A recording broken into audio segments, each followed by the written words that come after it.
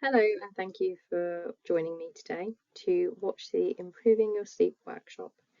This is an on-demand recording being brought to you by Norfolk and Waveney Talking Therapies. So welcome, my name is Abby and I'm a psychological wellbeing practitioner, or a PWP for short, within Norfolk and Waveney Talking Therapies, and I'll be guiding you throughout the presentation today around improving your sleep. So the main focus of today's workshop is around getting a good night's sleep, and we're going to break this down into a few different sections. So the first half of the presentation is going to be centered around sleep itself, so really including what actually happens when we sleep, what sleep problems we might notice and the effects of those sleep problems, and actually what can keep them going as well. The second half of the workshop is really going to be centered around practical tools and techniques to help with sleep, to help get that back on track. So within the workshop today, I'd really encourage you to have a pen and paper, because I'll be encouraging you to have a think and note down your own experiences within this topic. Some of the information that I cover today may feel familiar to you, or it may feel emotional. If you do find yourself becoming quite distressed within the workshop today, please do pause the recording and take a moment to breathe, take a break, and then when you feel ready to, you can come back to the workshop. So saying that, we just wanted to cover a few things around risk and safety. It can be really common to have feelings around not wanting to be here, or of being better off dead, of wanting to harm yourself in some way, but it can still be equally distressing as well. If you are having these feelings and they are becoming distressing, we really encourage you to seek that urgent support straight away. So unfortunately, the talking therapy service is not a crisis service, but we can direct you towards those services that are. So the first service that we mention is around NHS 111. So if you dial 111 and select option 2, that takes you to the mental health side of that service, and that is available for anyone of any age in Norfolk or Suffolk who requires that more urgent mental health support, and that is available all day, every day, all year round. If you'd rather speak to a bit more of a listening service, Samaritans is a really great one. You can call them on 116123, or you can email them at joe@samaritans.org. We really encourage you to seek urgent support from your GP as well. We do understand the practicality of getting a GP appointment can be quite tricky sometimes, but if you explain why, they should offer you an appointment at that earliest opportunity. And if you're concerned about a child or a young person, or you are a young person yourself, you can contact Childline on 0800 1111. So let's talk a bit about why we sleep, because as you can see, there's a few different reasons as to why we sleep. If we think about children and teenagers, they need a lot more sleep than we do as we get older, and this is because they haven't finished growing yet. So they tend to do this when they're sleeping. It's also really helpful in repairing our tired bodies. So you might notice if you've gone to bed with a cut or a graze, or maybe you've done some exercise, you might then wake up the next day, that cut or graze is healed over, or maybe you're feeling a little bit achy. That's completely normal. That's because your sleep is repairing your body's repairing itself when you're sleeping, because we're not moving around too much at that time. It also works in a very similar fashion in terms of strengthening our immune system, because again, we're putting that energy into repairing our tired body. You might have noticed if you're struggling with sleep, you might feel a bit run down and therefore more likely to pick up something like a cold. That could partly be why, just because our immune system might not be its strongest at that point. It's also really helpful on more of the mental side of terms of health. If we think about our brains, it's taking in a lot of information throughout the day. And so sleep is really helpful in being able to file away the information we need and getting rid of the information that we don't necessarily need. So it really helps us process thoughts and memories. And this is where our dreams tend to come in sometimes too. And lastly, sleep is just very essential for our well-being generally. If we don't sleep, it can be really difficult to regulate our emotions. You might notice if you have a lack of sleep, you might feel a bit more irritable, maybe a bit more stressed.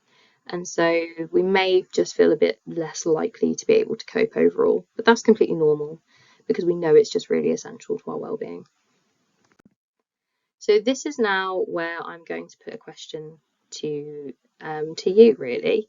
So this might be a moment where you want to pause the recording just to take a few minutes to think about this. But I really want you to think about sleep and stress and how stress affects sleep.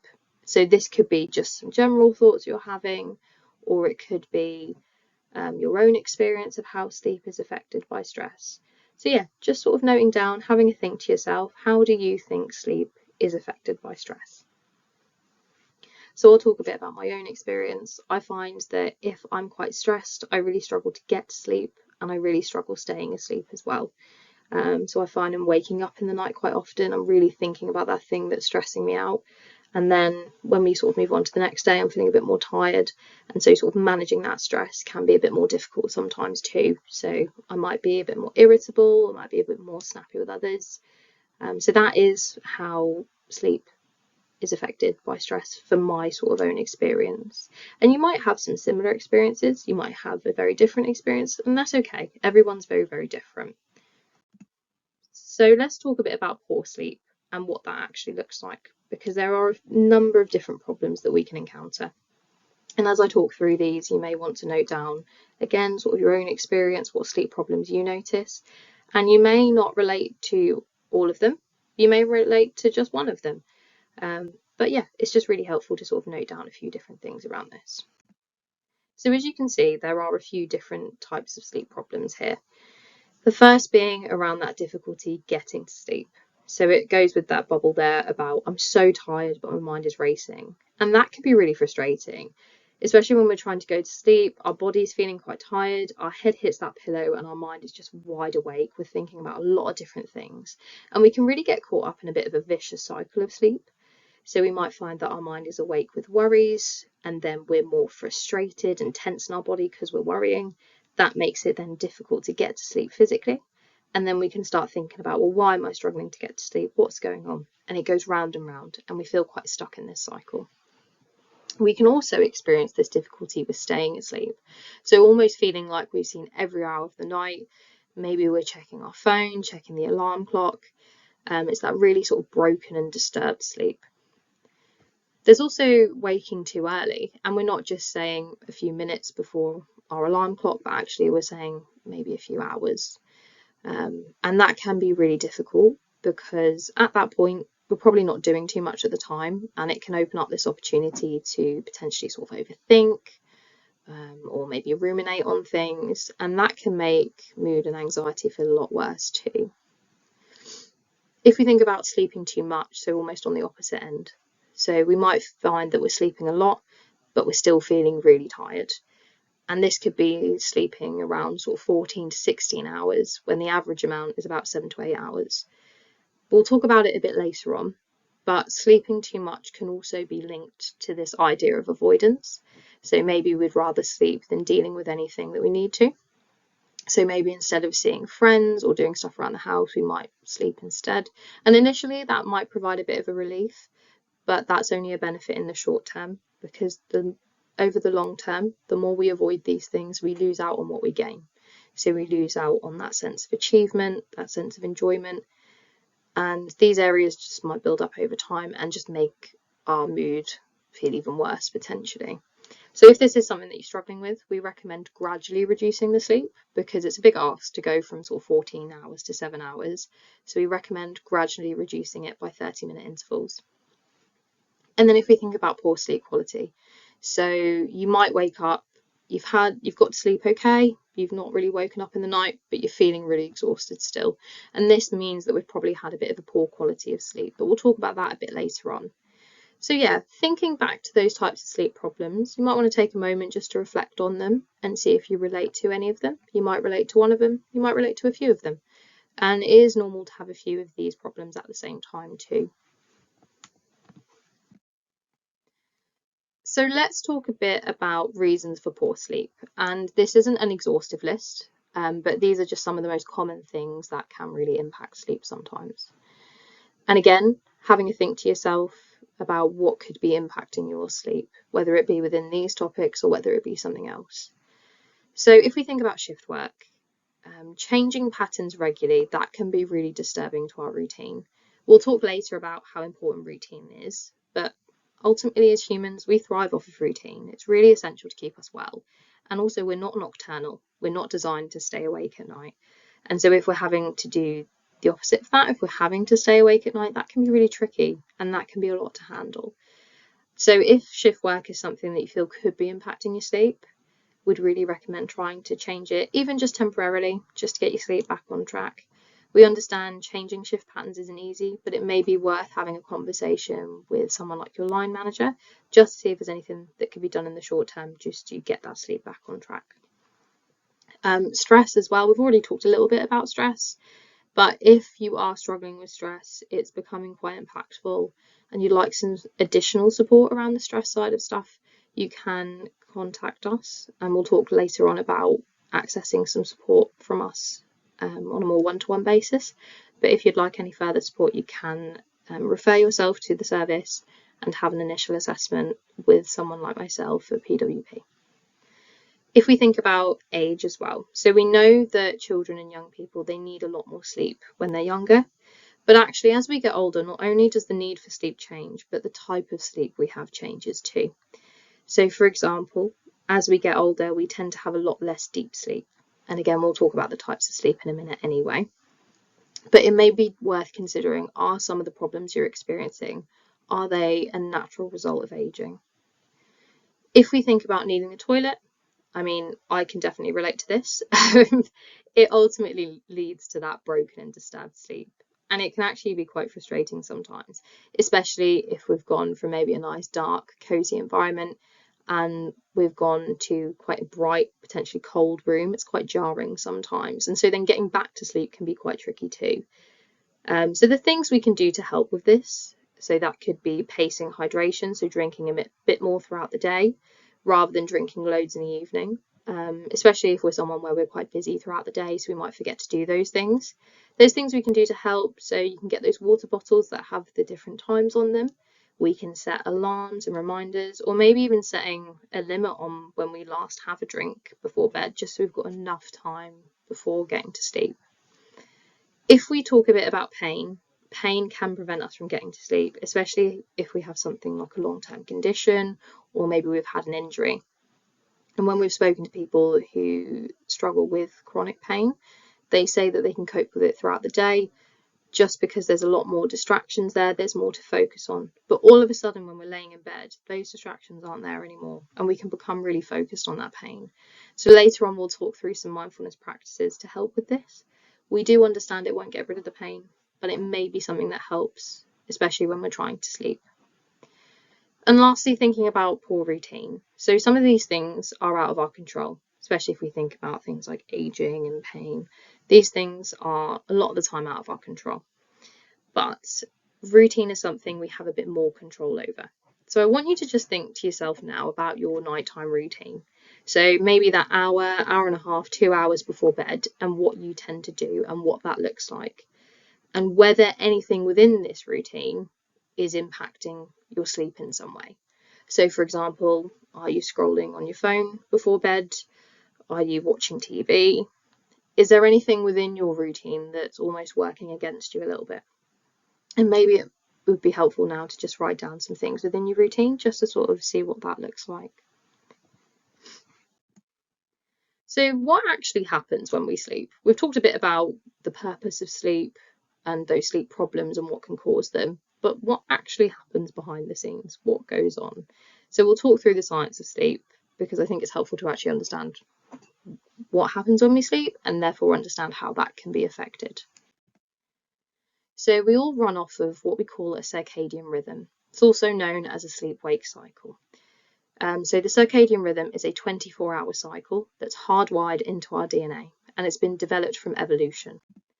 So if we have a look at this lovely caveman here, it is governed by a few different things.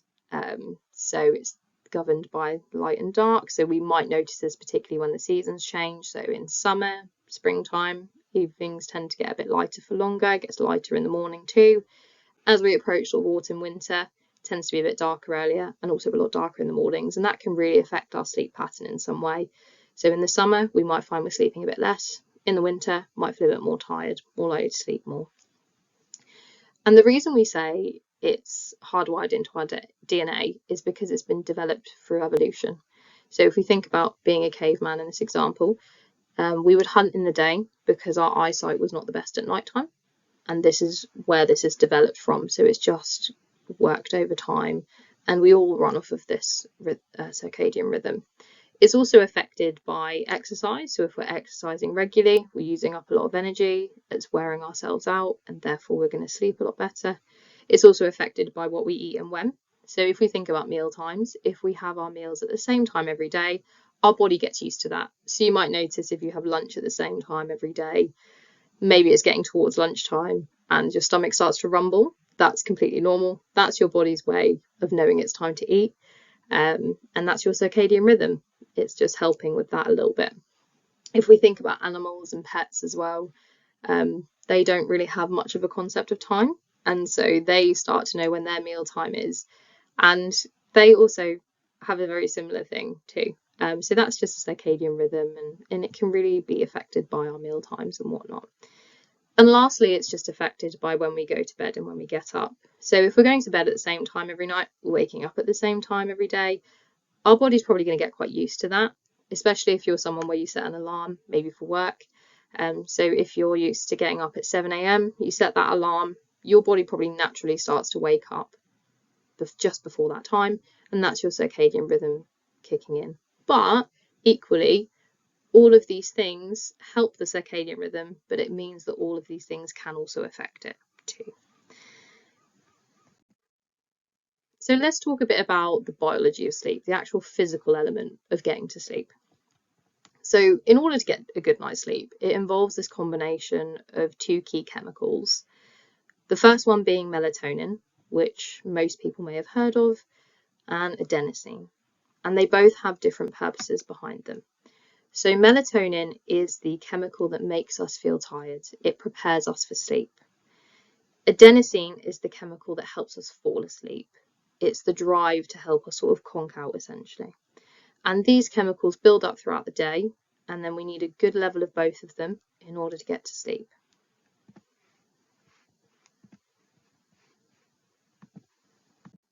So if we look at these chemicals in the example of this graph here, the blue line is the melatonin. So this is the sleep need. And as you can see, this person wakes up at around 7 a.m. and they've got a low level of melatonin here. And as they go throughout the day, this melatonin gradually builds up and they have a good level of it when they go to bedtime and their body has prepared them to get to sleep. If we look at the red line, this is the adenosine. So this takes a bit of a different pattern. So this person wakes up at 7 and they may be tempted to hit their alarm, their snooze alarm, maybe doze off for a few more minutes. But if they push through that, you can see that the adenosine dips down a bit and it comes up around sort of early afternoon to meet with the melatonin. And there may be a temptation there to have a nap. We tend to call it like the lunchtime lull. So you might feel a bit tired, but if we push through, then it does drop again and it comes back up to meet the melatonin. So as you can see, we've got a good level of both the melatonin and the adenosine, and therefore we get to sleep. However, this is all well and good in theory because there are a few things that can affect these chemicals. If we think about children and adolescents, they have a delayed release of melatonin. So they don't start producing melatonin until a lot later in the day, which I think is really interesting when we think about things like education. They start really early in the morning. So if you find there's a young person within your home, maybe you are a young person yourself and you might struggle to get up early in the morning, that's okay. That's probably because you haven't produced a lot of melatonin by the time you go to bed, or you might stay up a bit later because again, your body is just waiting for enough melatonin to then get to sleep. And that's completely out of their control. If we think about stress, and anxiety, that can produce a chemical called adrenaline. And adrenaline is really helpful when our body is in what we call fight or flight response. So when it's trying to deal with a physical threat, either by fighting it or running away from it. And this adrenaline produces a lot of physical changes to help do either of those things. The problem with adrenaline and the problem with fight or flight is that a lot of the time a physical threat isn't there, but our brain is perceiving it as if it's the threat because it's going for this better safe than sorry approach. And the problem with adrenaline is it reduces these chemicals. So it reduces the melatonin and the adenosine, and therefore we don't have enough of them to then be able to get to sleep. So these are just some of the things that can really impact that biological ability to get to sleep. So what we're now going to do is talk a bit about what we call the sleep cycle. So this is actually what happens when we get to sleep. So what happens within those hours at night time. We're going to talk through a few different stages of sleep and sort of the purpose of them. So a sleep cycle involves a few different stages, and we need to go through all of them in order to get a good night's sleep. And we go through around 4 to 5 completed cycles each night, and each cycle lasts about an hour and a half to 2 hours long. So that's why the average is about sort of 7 to 8 hours, so we get enough of those cycles in. And each stage has a purpose behind it. So as I talk through these stages, I want you to imagine it's like a set of stairs, and we're stepping down into the final stage, which is what we call rapid eye movement or REM sleep, which I'll talk about in a minute anyway. So if we think about the first few stages, this is involving very light sleep, so we're sort of drifting off, and as we get to that point, we're spending about 50 to 60% of our sleep here, or 50-60% of the night here. It's where we are processing memories, we're processing emotions, it's where our metabolism is regulating itself. So there's a lot of sort of maintenance going on in this respect. We then step down into the next stage, which is around deep sleep. So at this point, our brain has gone to sleep essentially. It's largely offline at this point. And it's, if we're a young person, it's where our body is secreting that growth hormone, or maybe our body's repairing and rebuilding itself. And it's also sort of trying to strengthen that immune system too. It's quite a sort of restorative, rejuvenating, recuperating type of sleep. It's really essential for those sorts of things. So then we step down into the final stage, which is what we call REM sleep. It stands for rapid eye movement, and that's just simply because when we're in this stage, our eyes are moving back and forth underneath our eyelids. You can Google it if you like. It's a little bit weird to look at, but everyone does it. You might notice if you've had a pet, maybe like a dog or a cat, and their eyes start to twitch, maybe their feet tend to flicker a little bit. That's because they're also in REM sleep. So yeah, everyone does it. But basically with this type of sleep, it's mainly about the brain now. So the brain's gone from being inactive to now very active, and the body has taken the opposite turn. So the body's now very inactive at this point. And REM sleep is really essential for things like emotional regulation. So as I said before, we take in a lot of information throughout the day. And so REM sleep is a really helpful place to sort of file away the information we're going to keep, get rid of the information that we don't need necessarily. So that might be why, if you've ever sort of struggled to make a decision and someone said to you, oh, just sleep on it, that's partly why. If we sleep, again, our brain is just helping sort of file away the information we need, getting rid of the info we don't, and so when we wake up, that decision might feel a lot clearer. But no type of sleep is more important than the other. They are all equally important in their own way, because they all help contribute to feeling refreshed, to consolidating our memories and learning, and helping our bodies to heal themselves. So each stage and type of sleep is equally important in its own way. In terms of these things, they can be disturbed. And if we think about waking up in the night, it can have an impact on these sleep cycles. So if we let's say we woke up at stage 3, for example. So say we're sort of in that light sleep, but we're getting towards deep sleep. We wake up and then we go back to sleep. We don't then just go back to sleep to that stage. We'd start at the beginning again. So we might find sometimes we're not getting these completed cycles of sleep, and therefore we're not getting all the benefits from it. So it's just sort of worth noting. It might be something you've experienced yourself, especially if you're waking up quite regularly throughout the night. It might also be why, if you've woken up let's say you've sort of woken up the next day, you're feeling quite tired, maybe you felt like you've not had that good quality sleep, it could be because some of these cycles are affected.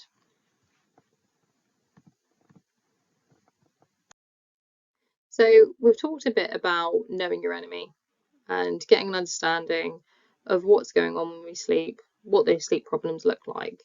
So really getting that good understanding of what's going on. So now we're going to talk a bit about the things that can really help in order to get that good night's sleep.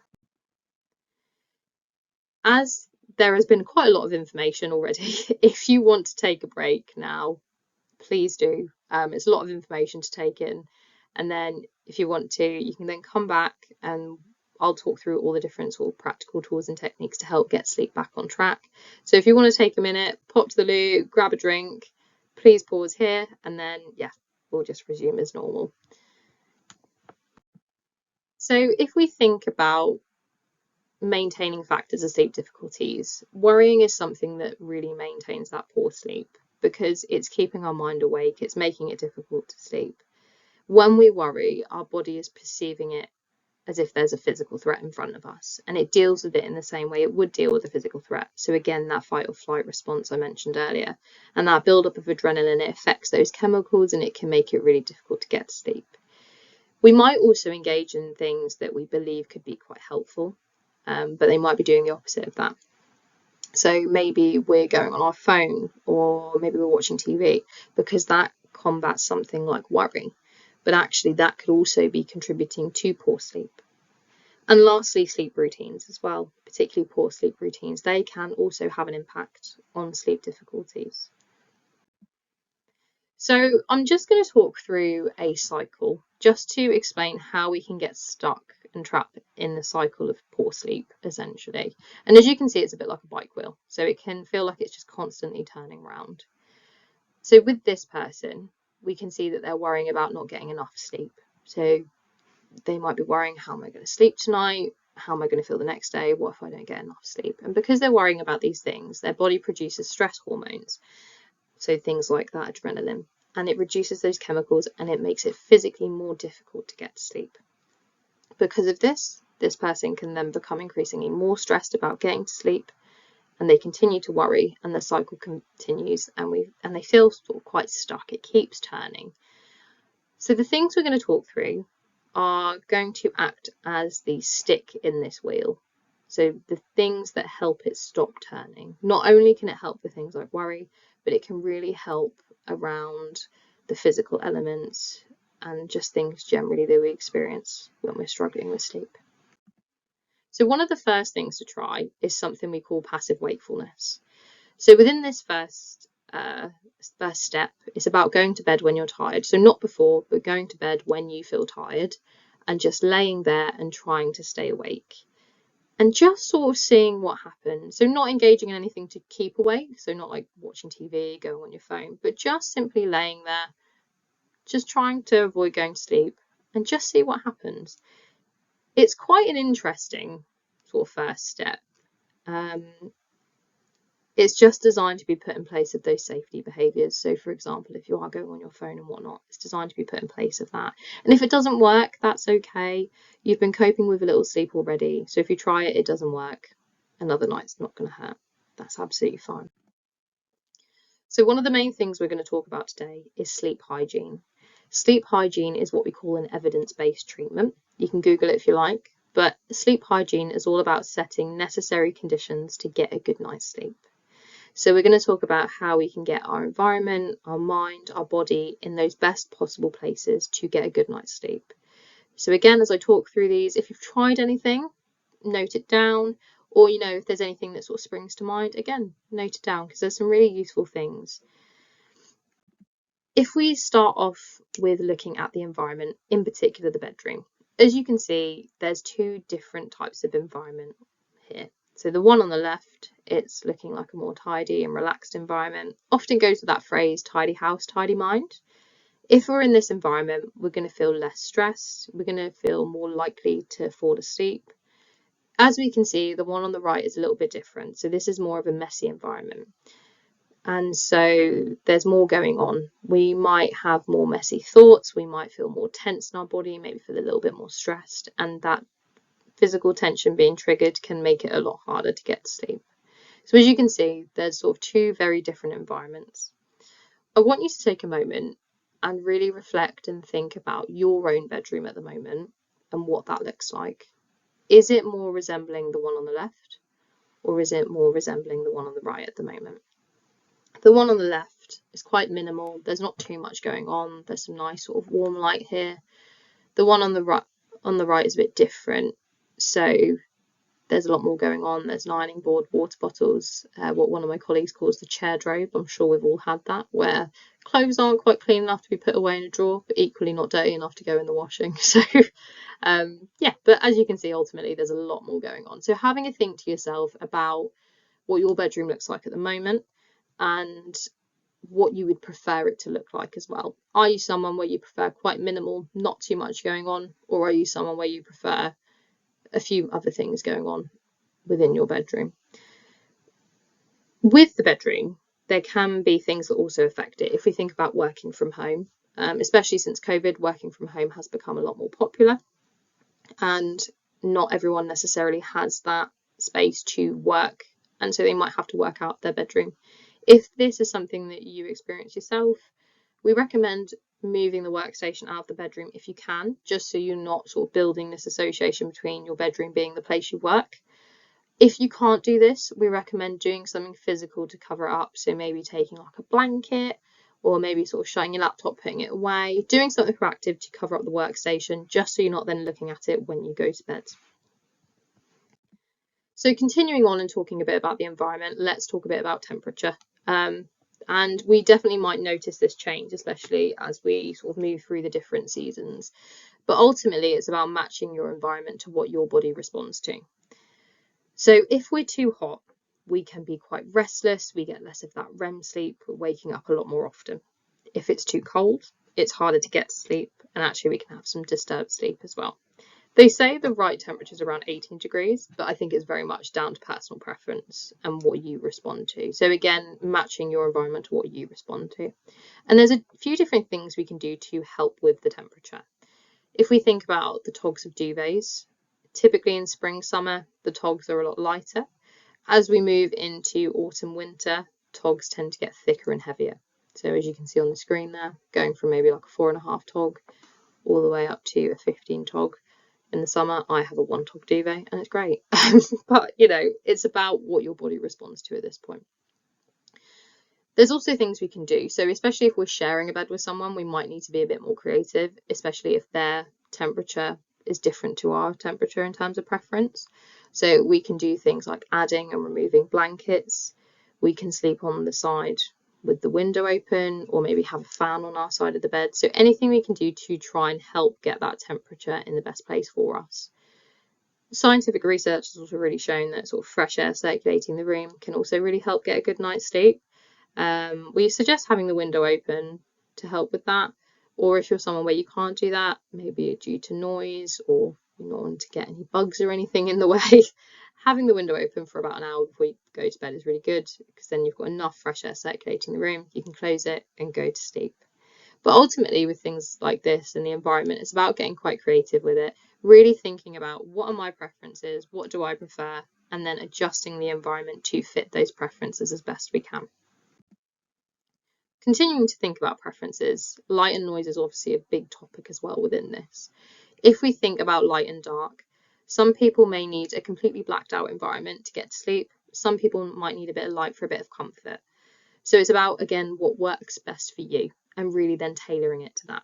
If you need a dark room, maybe it's about trying things like blackout curtains, sleep masks. Sleep masks have come a really long way. They have some really nice ones that mold to the shape of your face. There's with blackout curtains as well, I understand they can be really expensive. So you can get things, I think they do them in Dunelm, where you can iron them onto the back of your curtains. Also blinds, things like that. If we need a bit more light, then it's about investing in a light that emits a warm orangey glow. So things like salt lamps, night lights. It's just because with warm light, it doesn't stimulate our brain in the same way. And it can also be really helpful if we're getting up and going to the toilet at night as well. Moving on to noise, again, it's very much dependent on your preference. So for those that don't like noise, it can be really frustrating, especially when that's out of your control. But the last thing we want you to do is to lay there and become really frustrated with it. So the first thing we want you to do is accept that it's there, but then do something proactive to deal with it. So one of the ways in which we can do that is bringing in a different sound to absorb the problematic noise. So something like a white noise machine. So if we think about like rain sounds, sounds of waves, all those different sleep sound resources. You can get them on places like the Calm app, Netflix, I think, do them with Headspace, Headspace itself, YouTube. There's a lot of sleep sound resources out there. Even something like having a fan on. All these sounds are very neutral. And if you have this near you, your brain is going to tune into the sound that's closer to you and is going to absorb that problematic noise. If you are someone where you need absolutely no sound at all, again, earbuds have come a really long way. So you get some really nice ones that can mold, especially if you're a side sleeper as well. Getting some really good quality ones that are a lot more comfortable can really be helpful too. With sound, if you, again, share a bed with someone and their preferences are different to you, maybe you need a bit of sound for that little bit of comfort, you can also get things like sound pillows. Again, they've come a very long way. So they connect to your phone via Bluetooth. So you can play the sounds through your phone. It will connect to the pillow. It will play through that. And then when you lay on the pillow, you're the only one that can hear it. And it's also a lot more comfortable than wearing something like headphones too. So let's move on and talk a bit about body. So particularly if we start off with exercise and food, if we're exercising regularly throughout the week, we're more likely to sleep because we're wearing ourselves out, we're using up that energy. If you'd like to incorporate a bit more exercise into your week, then it doesn't have to be intense. It could be doing something like yoga, going for a short walk, or maybe doing something like swimming, for example. Or just even being more active around the home. Any more exercise than you're doing now is going to be effective if this is something you want to sort of incorporate a bit more. With exercise, the only caution we sort of mention is around not doing this too close to bedtime. Just because when we're exercising, our body releases endorphins, which is really good. It's that nice happy hormone, but it can then impact those key chemicals we talked about earlier, and it reduces those. So the only caution with exercise is just not doing it too close to bedtime. If we talk a bit about food, with food, it's not just about what we're eating, but when we're eating as well. As you can see on the screen, nice plate of fish and chips. So it takes longer to digest certain foods. If we're eating more fresh food, then our body's going to break that down relatively quickly. If we're eating fattier food, it's going to take longer for our body to break that down. So if you're having to eat late, maybe due to work, for example, then we recommend just eating some more fresh foods, just so your body can break it down quicker, and therefore you can get to sleep a bit quicker too. So if you can, though, we recommend eating earlier in the evening, just so your body's got enough time to break that food down, digest it before going to bed, because if not, we're lying in bed, our body's trying to break that all down, it's keeping us awake. So there are things that can also sort of impact sleep.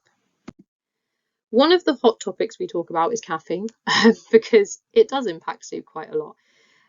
So caffeine is a stimulant, and if we're ingesting it, our body is waking up rather than winding down. And as we get older, our bodies take longer to process caffeine too. It has an average half-life of about 3 to 5 hours. So if we look at this example, you have a coffee at 9 o'clock. As you get to 12, 2 a.m., your body has still got half of that caffeine in your system. And as it's a stimulant, it's trying to keep you awake.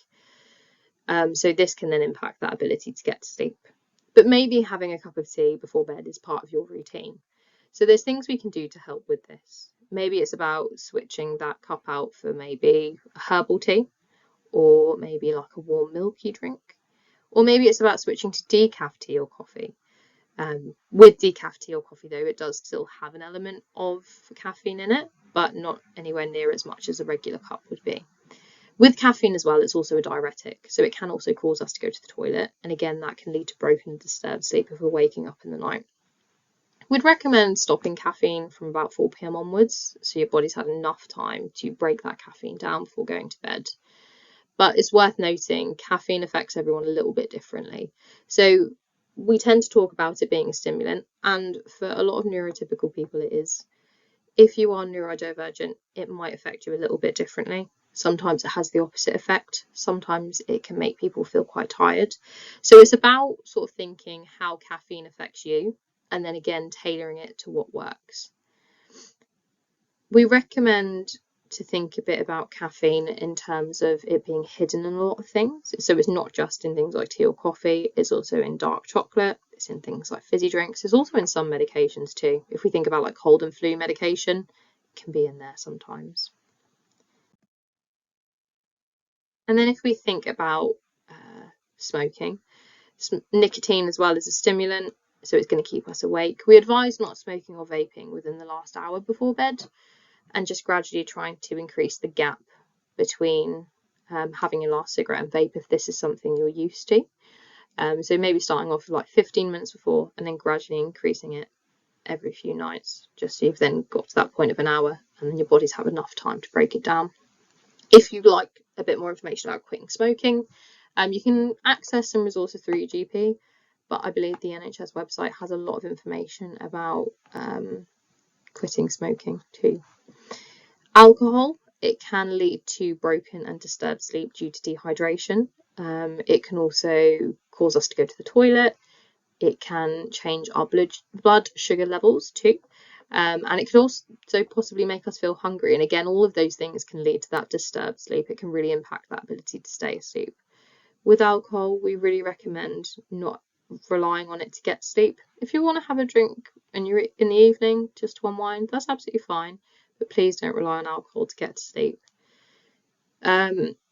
If you would like any support around this at all, there are some services out there that can help with reducing alcohol or reducing substances. In Norfolk, it is Change Grow Live, so CGL. In Suffolk, it is Turning Point, I believe. So if you'd like a bit of support around reducing alcohol or substances, those are some really great options as an additional thing too. So we've talked about getting the body and the environment in the best possible place to help with sleep, but let's talk about how we get our body and our mind calm to help with getting to sleep. So I'm going to talk through a practice we call Leaves on a Stream. So Leaves on a Stream is what we call a mindfulness practice, and mindfulness is really helpful with things like worry or rumination, and this can be really useful if this is something you're experiencing when you're trying to get to sleep. I'll talk through it now, but if you'd like to try it in your own time, you're more than welcome to. So the first step is closing your eyes and getting comfortable. So whether that be laying down, whether that be sitting upright, just getting into a position that feels comfortable for you and closing your eyes. And then what we want you to do is visualize a stream. So it could be the stream in the photo, it could be a stream you've come across yourself or one that you're imagining, but taking in all the details of that stream. So really thinking about all the sounds that you can hear, the smells, the sights, all those little details, maybe the sound of the leaves rustling, the sound of the water trickling along, taking in all those details of the stream. And then every time a thought enters your mind, I want you to imagine that you're putting it onto a leaf, putting the leaf into the stream and letting it float away. So any thought that you have, whether it be positive or negative, doing the same with every thought you experience. And if your thoughts stop, please do keep visualizing that stream. Don't try and force yourself to have thoughts because they'll likely return again anyway. And also it's about just giving some time for the thoughts to float away. So maybe let them bob around for a little bit before they completely float away. And if you get distracted or visualization is difficult, then try and gradually bring yourself back to that stream.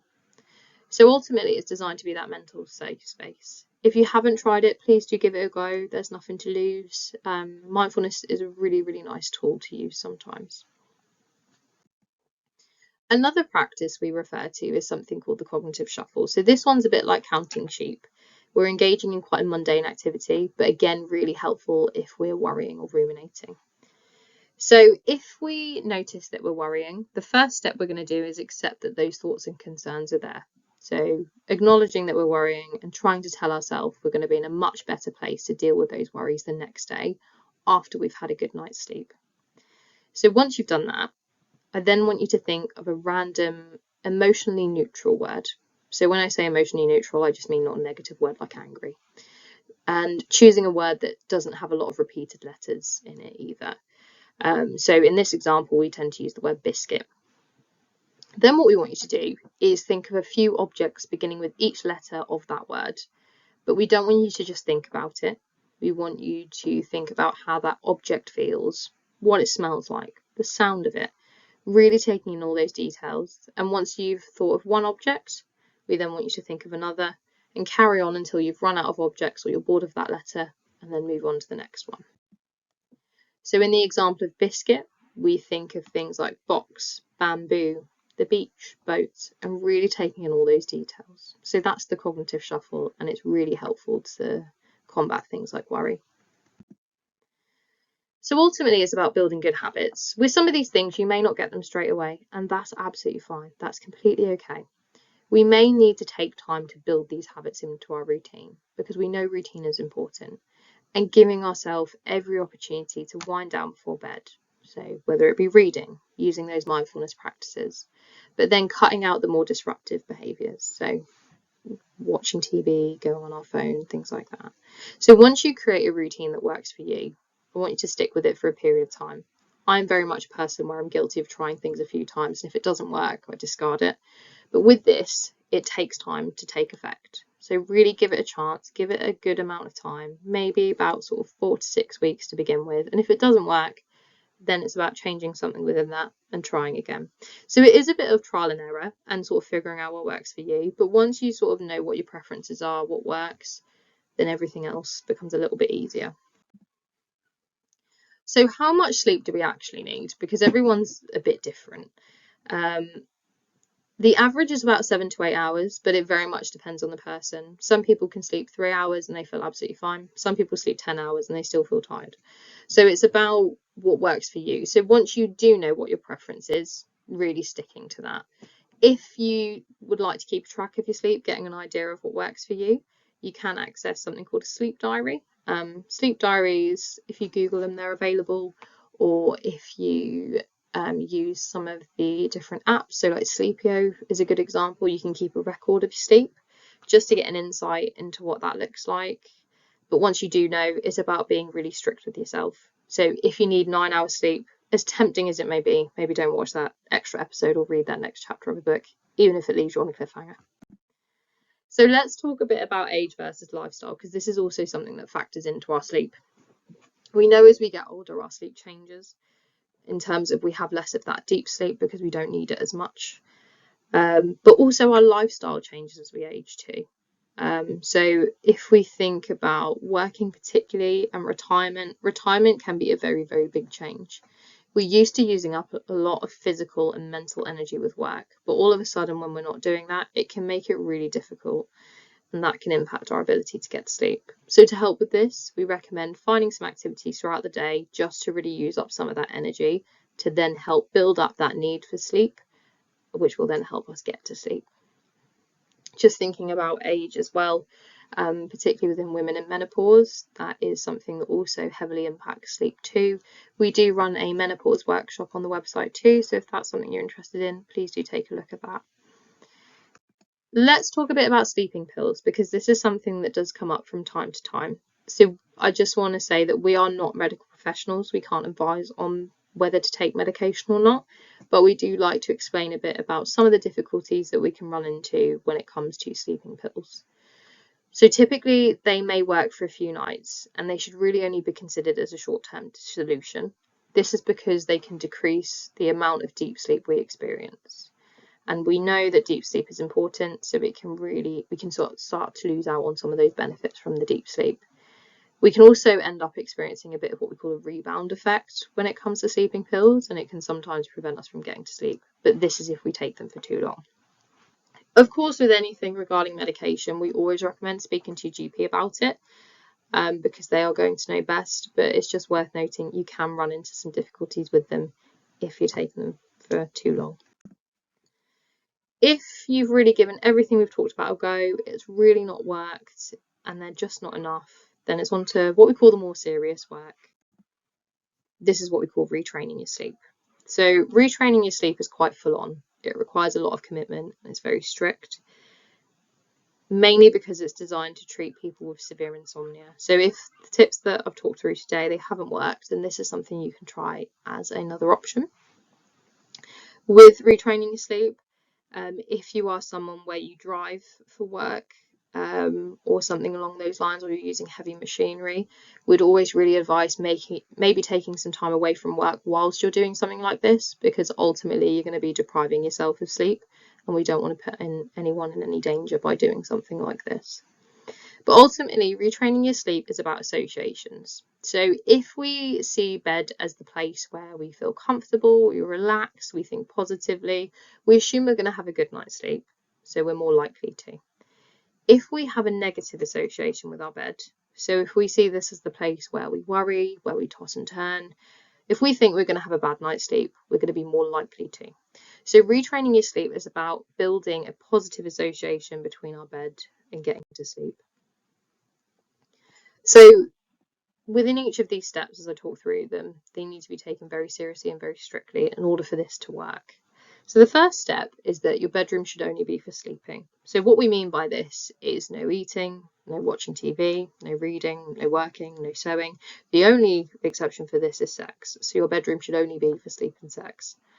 The next step is that we don't want you to go to bed until you feel sleepy. So we often talk about this difference between sleepy and tired. Tired is where you feel quite physically tired, you're drained.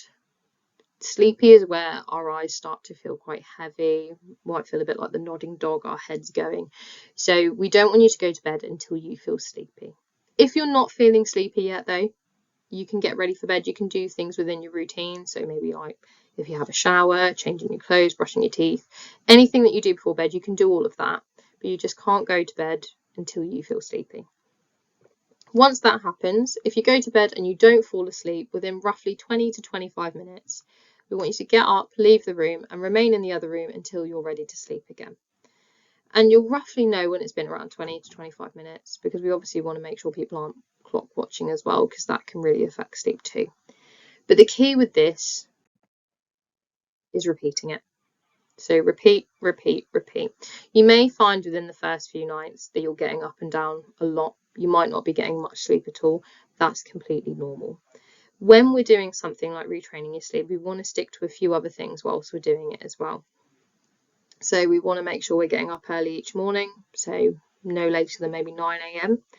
And if it helps, engaging in an activity to help wake us up too. So, you know, maybe if the first thing you do is have a shower, or you eat breakfast, or you have a cup of tea, doing that just to help encourage you to get up at the same time. And aiming to go to bed at the same time every night. So when we say going to bed, we're referring to that routine. So engaging in that nighttime routine before bed every night, because we know we can't actively go to bed until we feel sleepy. But we're aiming to do the same thing every night. And as tempting as it may be, please don't try and catch up on sleep, because especially in that first few days, you're going to feel really, really tired, and that's normal. But you'll be undoing all that really hard work that you've put in if you do then take a nap. So what's next? We'd always recommend spending that time working through the exercise and the techniques. So giving yourself a good few weeks to really put these things into practice. There are some really good sleep resources out there. Sleepio is a really great one. It's run by the NHS, and that's a free app that you can use, and it has a lot of resources around sleep. So if you want to track your sleep, or if you want to use things like sleep sound resources and whatnot, again, a really great tool for that sort of stuff. If you've given all these things a go, you've really persisted with it, and it's still not helping, you can access some further support from our service. We offer some one-to-one support around sleep particularly, and you can access support either by self-referring online, or by telephone, or via your GP, and you can do that using the details on the screen. But yeah, if you feel you need some further support, please don't hesitate to come to us, because this is something we offer. I wanted to spend a bit of time just talking about employment advisors as well, because this is a really nice extra sort of support we offer in the service. So you might find maybe work is contributing to your well-being, or difficulties you're experiencing is affecting your ability to work. Then we have employment support advisors that are able to help with that. They can offer really practical advice and support to help people remain in work. They can also help with returning to work after sickness, and they can also help with finding more suitable employment for you too. So thank you all for taking the time to watch the workshop. I hope you found the content that we've covered really useful, and remember that you can always come to us for further support around your sleep. So thank you. Bye.